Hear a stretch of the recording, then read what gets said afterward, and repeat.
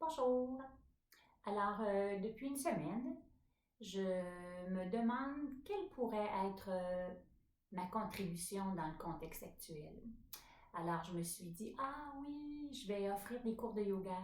Et je me suis aperçue que sur Internet, il y a plein de cours de yoga qui se donnent. Des bons cours de yoga avec des professeurs extraordinaires. J'ai la chance et le privilège d'enseigner le yoga depuis 35 ans, de former des enseignants depuis plus de 20 ans. D'ailleurs, j'ai beaucoup de mes élèves qui font des beaux petits vidéos sur Internet, sur Facebook, pour offrir des cours de yoga. Puis après ça, je me suis dit, ah tiens, parce que je pense que la respiration, c'est un outil tellement extraordinaire pour retourner en soi. Mais encore une fois, je pense qu'il y a beaucoup d'informations qui circulent, des très bonnes informations également. Même chose pour la méditation, même chose pour des beaux vidéos de réflexion, tout ça. Alors, j'ai attendu, j'ai réfléchi, bien entendu, je me suis installée sur mon tapis, j'ai pratiqué, j'ai médité. Et je me suis posé la question de savoir qu'est-ce qui me caractérise, moi? Quelle est la force ou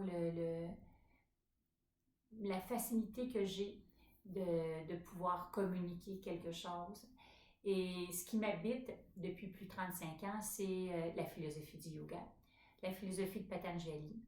Parce que je trouve que cette philosophie-là, même si c'est quelque chose qui est là depuis très longtemps, c'est encore quelque chose qui est très actuel, puis qu'on peut vraiment comprendre assez facilement et qui peut nous aider vraiment à cheminer, à apprendre, à vivre les choses. Moi, je dis toujours, c'est jamais ce qui nous arrive qui est important. C'est ce qu'on décide de faire avec ce qui nous arrive. Puis je trouve que la philosophie du yoga, c'est une très belle opportunité de s'engager dans une autre façon de voir les choses pour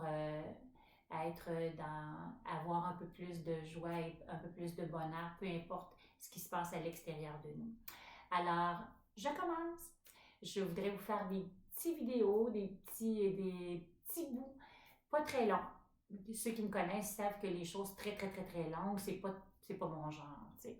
Je fais des bulletins une fois par mois. J'essaie d'écrire une petite page, puis essayer de faire ça assez court parce que j'aime bien que les choses se fassent assez rapidement parce que même si on a beaucoup de temps maintenant, quand c'est trop long, des fois, on perd un peu de notre intérêt. Alors, je vais vous parler un peu de la philosophie du yoga en commençant par les fondements du yoga. Alors, le premier fondement du yoga, ça dit Satvada.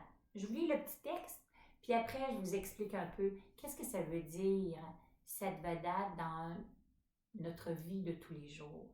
Alors, Satvada, ça signifie ce qui est perçu est réel. Selon le yoga, tout ce que nous voyons, tout ce que nous expérimentons, tout ce que nous ressentons n'est pas illusoire, mais vrai et réel. On appelle ce concept Satvada. Donc, notre imagination, notre ignorance, notre anxiété, nos peurs, notre bonheur, notre joie, quand on le vit, c'est vrai et réel. Et c'est quand même, je pense, très important de comprendre ça parce que souvent, on a tendance parfois à dire aux gens, ben voyons, c'est dans ta tête, t'sais. On se fait des peurs pour rien. Puis... Non. C'est vrai et réel pour la personne qui le vit maintenant. Alors, si on est capable d'accueillir l'autre avec tout ce qu'elle vit dans le moment présent, le deuxième concept arrivera probablement beaucoup plus facilement. En tout cas, on pourra peut-être mieux réaliser ce deuxième concept qui est Parinamavada, qui signifie tout bouge et tout change. Alors, je vous lis le petit texte.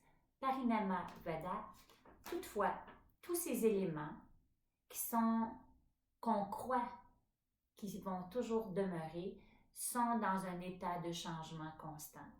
Même ce qui semble être vrai et immuable va quand même fluctuer. Donc, la manière dont nous verrons les choses demain sera probablement différente de celle que l'on voit aujourd'hui. Puis parfois, les choses peuvent bouger et se transformer rapidement si on se donne des outils pour être capable de voir les choses autrement. C'est pour ça, je pense que la pratique du yoga, faire des techniques de respiration, de la méditation, de la concentration, de la visualisation, des yoga nidra, ce sont tous des outils pour nous permettre de dire, OK, j'accueille, je regarde ce qui est là maintenant. Maintenant, je suis stressée. Maintenant, j'ai peur. Maintenant, je suis angoissée. Maintenant, je capote. Mais si je me dépose, je suis capable de voir que tout ça qui est vrai maintenant va probablement, va irrémédiablement se transformer, changer. Est-ce que ça va changer pour le mieux ou pour le pire? Ça, on ne le sait pas. Mais tout ce qu'on sait, c'est que ça va changer, ça va bouger. Je donne des exemples personnels parce que pour moi, les exemples personnels, c'est toujours quelque chose que je pense que les gens ont apprécié puis qui nous aide à mieux comprendre. J'ai perdu mon papa il y a maintenant très longtemps. Et je me rappelle encore d'être au salon funéraire avec ma petite sœur à côté de moi, d'être dans une grande tristesse d'avoir perdu mon père. Et il y avait beaucoup de pleurs, il y avait beaucoup de tristesse. Et à un moment donné, parce que ça a duré comme genre 2 jours et demi, à un moment donné, la fatigue aidant probablement, quelqu'un est passé pour me donner ses sympathies et elle avait la main un peu molle, disons. Et tout de suite après est passée une autre personne avec qui c'était la même chose. Et là, je regarde ma petite sœur, puis là, je dis, le prochain, je pense que je vais lui tenir la main. Et là, on s'est mis à rire, mais à rire, mais à rire. Et là, il y avait comme à l'intérieur de moi un combat qui disait, ben voyons donc, je suis au funérailles de mon père, là. Je ne vais pas me mettre à rire au funérailles de mon père. C'était comme, puis aujourd'hui, je me rends vraiment compte que il y avait beaucoup, beaucoup, beaucoup de tristesse à l'intérieur de moi, mais que tout bouge et tout change, puis que je ne pouvais pas rester dans la tristesse le reste de ma vie.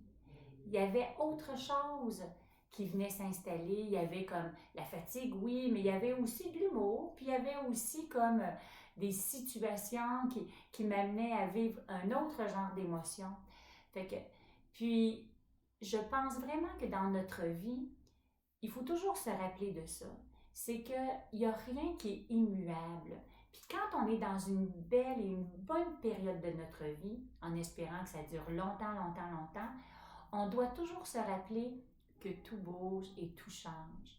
Alors, on doit juste goûter le bonheur du moment présent en étant un peu détaché de ce qui va se passer parce que ce bonheur qu'on vit, un bonheur comme quand on tombe en amour, admettons, c'est comme, là, on voudrait fixer le temps, mais c'est pas possible. On sait que tout bouge et tout change. Est-ce que ça va être pour le mieux? Est-ce que ça va être pour le pire?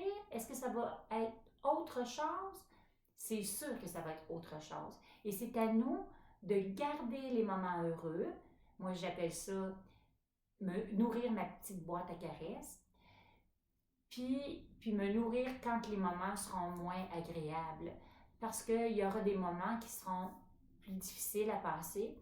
Puis dans ces moments plus difficiles à passer, je dois me rappeler, encore une fois, que tout bouge et tout change. Et que je pense que là, c'est la fin du monde, mais non, tout bouge, tout change. Et je dois continuer à aller dans le courant. C'est pour ça que je pense que de se donner des outils pour se déposer, puis aller voir à l'intérieur de nous qu'est-ce qui ne bouge pas du tout, parce qu'il y a une partie de nous qui ne bouge pas, et ça va être mon prochain petit vidéo.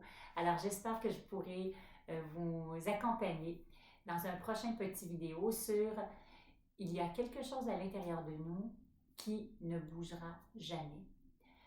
Alors, à la prochaine et j'espère que vous serez en grand nombre pour suivre mes mini-cours de philosophie du yoga. Alors, au plaisir.